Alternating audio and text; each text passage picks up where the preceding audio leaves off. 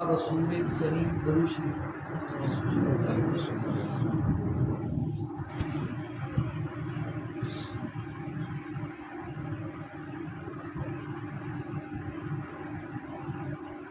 کل اعتکاف والوں کے بارے میں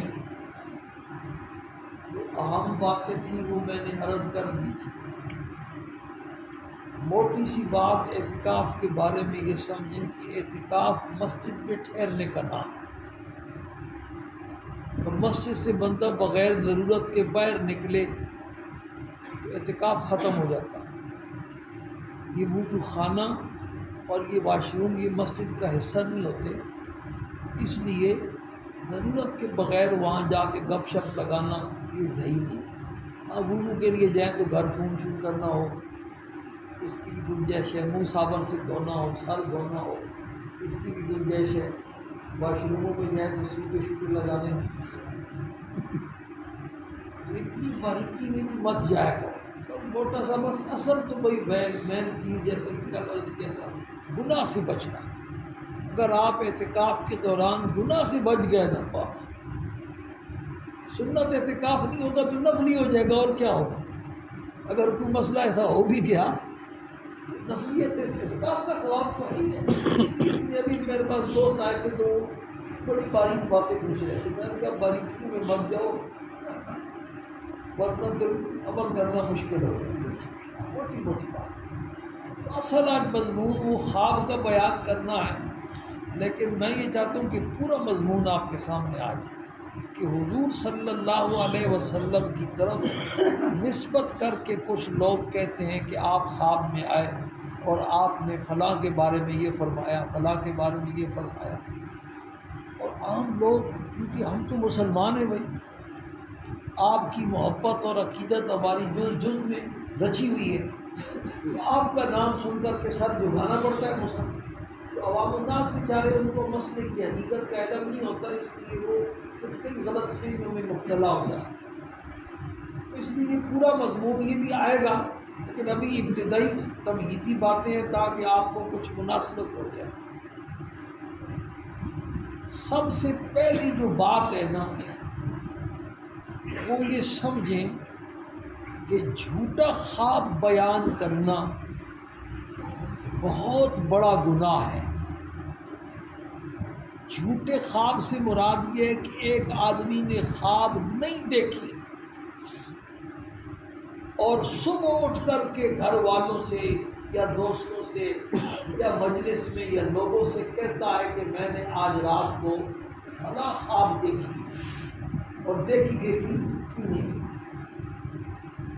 یہ بہت بڑا گناہ ہے، گناہ کبیرہ ہے، اور اتنا بڑا گناہ ہے کہ حدیث میں حضرت عبداللہ ابن عباس رضی اللہ تعالی عنہما سے یہ روایت مروی ہے کہ 3 چیزیں آپ نے ارشاد فرمائیں۔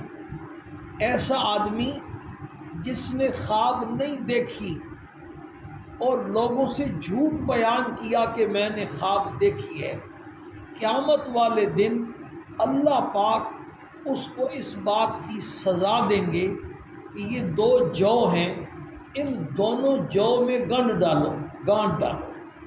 کیا کہتے ہیں اردو میں؟ گرا۔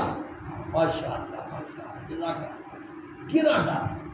اب جو دیکھو بھائی، گرا ڈالی جا سکتی ہے، اس میں تو لچک ہی نہیں ہوتی، ہوتے بھی چھوٹے ہیں اور لچک بھی نہیں ہوتی۔ گرا تو اس چیز میں ڈالی جاتی ہے جس پہ لچک بھی اور بڑی بھی ہے، اور وہ گرا ڈال نہیں سکے گا، اور اوپر سے لگنی ڈالو،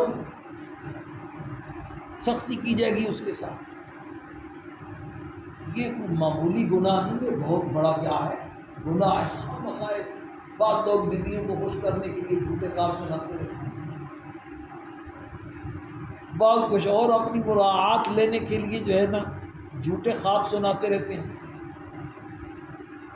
اسی حدیث میں دوسری چیز آپ نے ارشاد فرمائی کہ وہ آدمی جو ایسی قوم کی باتیں سنتا ہے چھپ کر کے جس کو وہ سنانا نہیں چاہتے اور وہ سن رہا ہے، تو قیامت والے دن اس کے کانوں میں پگھلا ہوا سیسا ڈالا جائے۔ آڈیو ویڈیو لیک کا مسئلہ آج کل بڑا نیچے آتا ہے، جو آپس میں اپنی پرائیویٹ گفتگو کر رہا ہے وہ آپ کو تو نہیں سنانا چاہتا نا، اور آپ چھپ چھپا کر کے اس کی جو ہے نا وہ گفتگو کیا کر رہے ہیں، سن بھی رہے ہیں بلکہ ٹیپ بھی کر رہے ہیں، پوری دنیا کو کیا کر رہے ہیں، سنا رہے ہیں۔ یہ بھی بہت بڑا کیا ہے، گناہ ہے۔ اس پر جو ہے نا وعید آئی ہے کہ قیامت والے دن اس کے کانوں میں پگھلا ہوا شیشہ ڈالا جائے۔ اور تیسری بات بھی اسی حدیث میں آپ نے ارشاد فرمائی کہ جس نے تصویر بنائی، صورت بنائی، تصویر بنائی، اس کو بھی قیامت والے دن اس بات کی تکلیف دی جائے گی کہ میاں اس کے اندر جو ہے نا روح ڈالو۔ میں نے تو جتنی تصویریں بنائی تھیں ان میں روح ڈالی تھی، میں نے تصویر تھی مراد جاندار کی تصویر، میں نے تو جتنے جاندار بنائے تھے وہ تو دیکھتے تھے، سنتے تھے، تم تصویر بنا کے میرا شریک بننا چاہتے تھے تو اب پورے شریک بن کے دکھاؤ، روح ڈال کے دکھاؤ۔ اور روح ولیس بنافخ فیہا، اور روح ڈال نہیں سکے اوپر سے سختی کی جائے گی۔ باقی یہ جو تصویریں ہیں موبائل کی پرنٹ تصویریں جن کو کہتے ہیں، یا ان کو کیا کہتے ہیں، پرنٹ ہی کہتے ہیں، پرنٹ، یہ تو اخباروں میں آتی ہے، لیکن موبائل کا اس کو کیا کہتے ہیں،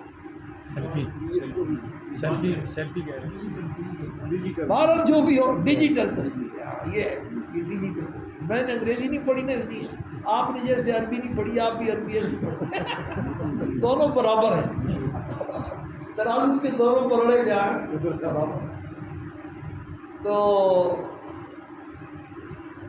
ان کے بارے میں علماء میں اختلاف ہے، یہ تصویروں کے حکم میں ہے یا نہیں۔ بعض علماء کی رائے یہ ہے کہ یہ تصویروں کے حکم میں نہیں ہے، یہ عکس تصویر بس مجسمہ ہے، جیسے بت شد ہوتے ہیں، لیکن اکثر علماء آج کل کے حالات کی وجہ سے اور عوام الناس کے پٹی سے اترنے کی وجہ سے ان کو بھی منع کرتے ہیں کہ ان سے بھی بچنا احتیاط ہے، اور یہ بھی جائز نہیں ہے۔ تو اب دو رائے ہو گئی نا، ایک رائے ہو گئی جواز کی اور ایک رائے کیا ہو گئی، عدم جواز کی۔ اور جب نفع اور نقصان دونوں کا احتمال ہو جائے تو اس میں احتیاط یہ ہوتی ہے کہ بچنے والی صورت کو بندہ کیا کرے، اختیار کرے۔ اور خاص کر کے یہ موبائل جو ہے نا، اس کی جو جائز تصویریں ہیں ان سے بھی بچنے کی بندہ جب کوشش کرتا ہے تو پھر ممکن ہوتا ہے کہ گناہ والی تصویروں سے اپنے آپ کو کیا کرے، بچا سکے۔ جب ان کے اندر تھوڑا سا پھنستا چلا جاتا ہے تو پھر پھنستا ہی چلا جاتا ہے۔ بہرحال یہ تو جھوٹے خواب کے بارے میں ہوگی، یہ پہلی بات تھی۔ دوسری بات یہ سمجھو کہ خواب بھائی انبیاء علیہ السلام کے ہوتے ہیں، صحابہ کرام کے ہوتے تھے، تابعین تبع تابعین، بزرگان دین اولیاء کرام کے ہوتے ہیں، ان کے خواب ہوتے ہیں۔ انبیاء کے خواب تو سب سے ممتاز ہے کہ وہ وہی ہوتے ہیں۔ انبیاء کی آنکھیں سوتی ہیں، دل ان کا کیا ہوتا ہے، بیدار ہوتا ہے، اور ان کو جو خواب آئے وہ وہی ہوتا ہے، اور اس میں اگر کسی کام کا حکم دیا گیا تو وہ انہیں کرنا ہوتا ہے۔ حضرت ابراہیم علیہ السلام کو کتنا بڑا حکم، بچے کو ذبح کرنے والا، وہ کس میں دیا گیا، خواب میں دیا گیا، اور آپ نے اس حکم کی کیا کی، تعمیل کی۔ معمولی حکم تو نہیں تھا۔ سرکار دو عالم صلی اللہ علیہ وسلم فجر کی سنتوں کے بعد لیٹ جاتے تھے، اور کبھی کبھی آپ کی آنکھ بھی لگ جاتی تھی، یہاں تک کہ خراٹوں کی آواز بھی آتی تھی۔ مؤذن آتا تھا اور آپ کو اٹھا کر کے لے جاتا، آپ اسی حال میں جا کے نماز پڑھا۔ کسی نے عرض بھی کیا تو آپ صلی اللہ علیہ وسلم نے فرمایا، تنام عینای ولا ینام قلبی، میرا دل بیدار ہوتا ہے، صرف آنکھیں سوتی ہیں۔ اس لیے انبیاء علیہ السلام کی نیند سے ان کا وضو ٹوٹتا ٹوٹتا نہیں ہے، برقرار رہتا ہے۔ عام آدمی سو جائے تو اس کا مسئلہ یہ ہے کہ اس کا وضو کیا ہوتا ہے، ٹوٹ جاتا ہے، لیکن نبی کی نیند جو ہے نا وہ ناقض وضو نہیں۔ تو بھائی اصل خواب انبیاء کے ہیں، پھر اس کے بعد صحابہ کرام کے خواب تھے، پھر تابعین تبع تابعین کے خواب تھے، پھر بزرگان دین کے، اولیاء کرام کے، ان کے خواب ہیں جو اللہ والے ہیں، جن کی زندگی ایک پاکیزہ اور مقدس زندگی ہے، ان کا دل دماغ بھی پاک، خیالات بھی پاک، کھانا پینا بھی ان کا کیا ہے، پاک، اور ہے بھی حساب و کتاب کا۔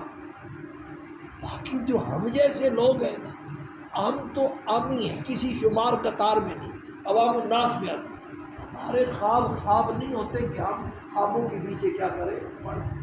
یہ عام طور پر خیالات ہوتے ہیں، کھانا زیادہ کھانے کی وجہ سے گیس چڑھ جاتی ہے اور اس کا خمار ہوتا ہے، اور وہی کچھ دیکھتے ہیں، یا جو کچھ دیکھتے ہیں موبائل پہ، جس کے بارے میں سوچتے ہیں، گندی سوچیں ہوتی ہیں، تو اسی طریقے سے ہمیں جو ہے نا کیا آتے ہیں، خواب بھی آتے ہیں۔ اس لیے اپنے خوابوں کے پیچھے مت کیا کرو، پڑھو، ان کو چھوڑو۔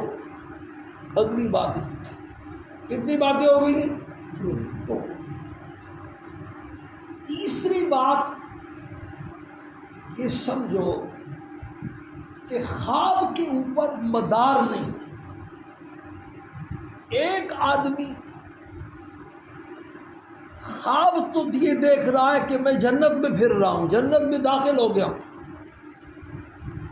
لیکن جو اس کی ظاہری زندگی ہے وہ دین سے دوری والی، نہ نماز ہے، نہ روزہ ہے، نہ زکوٰۃ ہے، نہ حج ہے، نہ ذکر ہے، نہ تسبیح ہے، نہ تلاوت ہے، دین سے اسے کوئی واسطہ ہی نہیں ہے، اور خواب میں وہ دیکھ رہا ہے یا اور لوگ دیکھ رہے ہیں کہ یہ بندہ جنت میں پھر رہا ہے، تو یہ خواب اس کو فائدہ نہیں پہنچائے گا کہ اس خواب کی وجہ سے یہ جنت میں چلا جائے گا، عملی زندگی فائدہ پہنچائے گی۔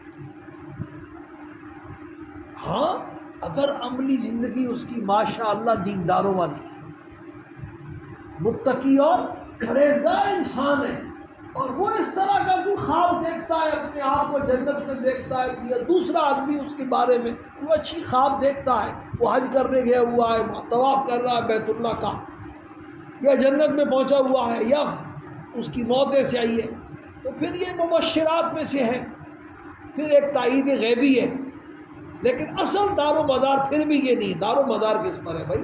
عملی زندگی۔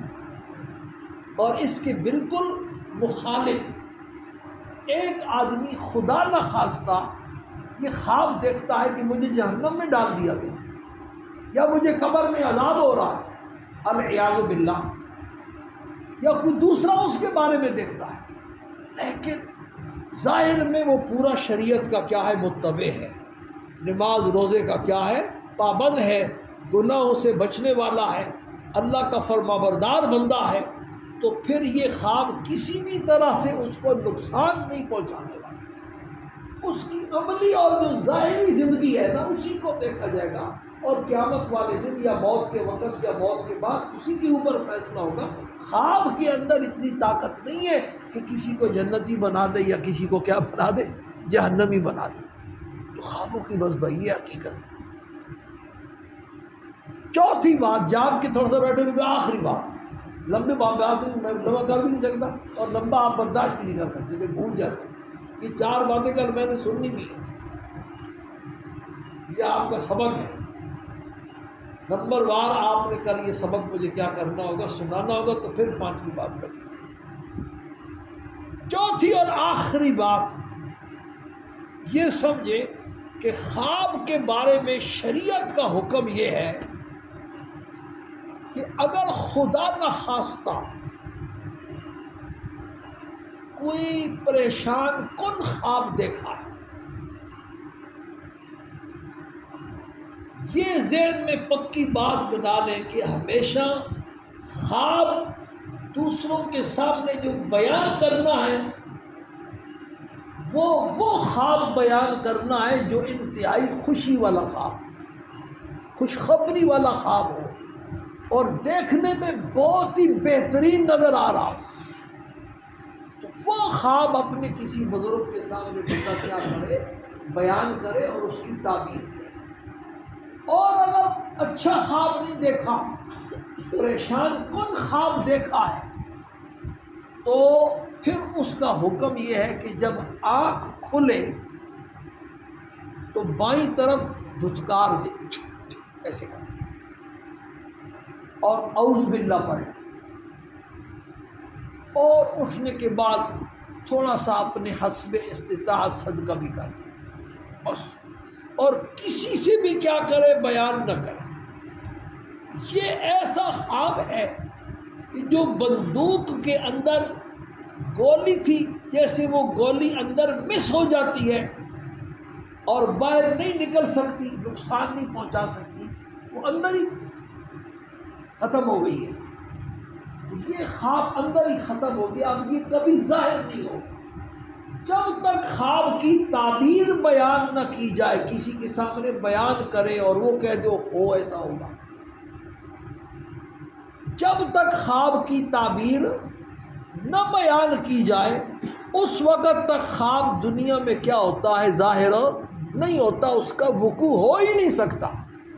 تو برے خوابوں کا، اس دن ایک بزرگ میرے پاس آئے، کسی کا جو ہے نا اپنے گھر والوں کا خواب بیان کیا، ان کو میں نے یہی مسئلہ بتایا، تم نے کہا اس نے کسی اور کو نہیں بتایا، صرف مجھے بتایا، اور میں نے آپ کو صرف بتایا، تم بتا تو دیا، کسی کو بھی نہیں بتانا ہے۔ بیوی دیکھے تو شوہر کو نہ بتائے، شوہر دیکھے تو بیوی کو نہ بتائے، مقتدی دیکھے تو امام صاحب کو نہ بتائے، جس نے بھی دیکھا ہے اس خواب کو وہی کیا کرتے، ٹھپ کر بائیں طرف دھتکار دے 3 دفعہ، اور اعوذ باللہ کیا کرے، پڑھ لے، اور تھوڑا سا حسب استطاعت کیا کرے، صدقہ کر دے۔ یہ پکی ٹھپکی بات ہے کہ ایسا خواب بالکل ظاہر نہیں ہوتا۔ خواب ظاہر کب ہوتا ہے؟ جب اس کو بیان کیا جاتا ہے اور سننے والے اس کے بارے میں قیاس آرائیاں کرتے ہیں، تو پھر جیسی قیاس آرائی کرتے ہیں ویسا جو ہے نا وہ ظاہر ہو جاتا ہے۔